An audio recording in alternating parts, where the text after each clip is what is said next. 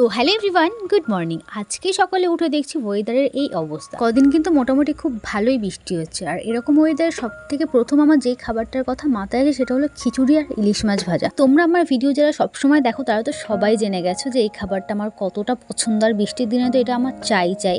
তো সকালে ঘুম থেকে উঠে ওয়েদার ওই অবস্থা দেখে আমি খিচুড়ি প্রিপারেশন নিয়ে নিয়েছিলাম। তো চালটা ভিজিয়ে রেখেছিলাম, তারপরে মশলাটা কষিয়ে নিলাম। খিচুড়ির সঙ্গে যদি ইলিশ মাছ হয় তাহলে তার কোনো কথাই হয় না। তো বাড়িতে ছিল ইলিশ মাছ, তো ইলিশ মাছগুলো আমি একদম মশলা মাখিয়ে সুন্দর করে গরম তেলে ভেজে দিয়েছি। অন্যান্য মাছ কিন্তু না ভাজলে আমি মুখেও তুলি না, কিন্তু ইলিশ মাছ না ভাজলেই আমার বেশি ভালো লাগে। মানে যখন সর্ষে ইলিশ করে তখন তো মাকে একদম ভাজতে বারণই করে যে ইলিশ মাছ ভাজতে হবে না, জাস্ট এমনিই করো।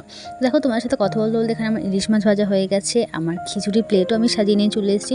আর খিচুড়িটা খেতে না দুর্দান্ত হয়েছিল। এটা আমি করেছি বলে বলছি না, আমার বাড়ির লোকই বলে আমি খিচুড়িটা খুব ভালো করি। তোমাদের কাতে কাতে বৃষ্টির দিনে খিচুড়ি ভালো লাগে অবশ্যই কমেন্টে জানিও। তোমরা কে কোথা থেকে ভিডিওটা দেখছো সেটাও জানিও।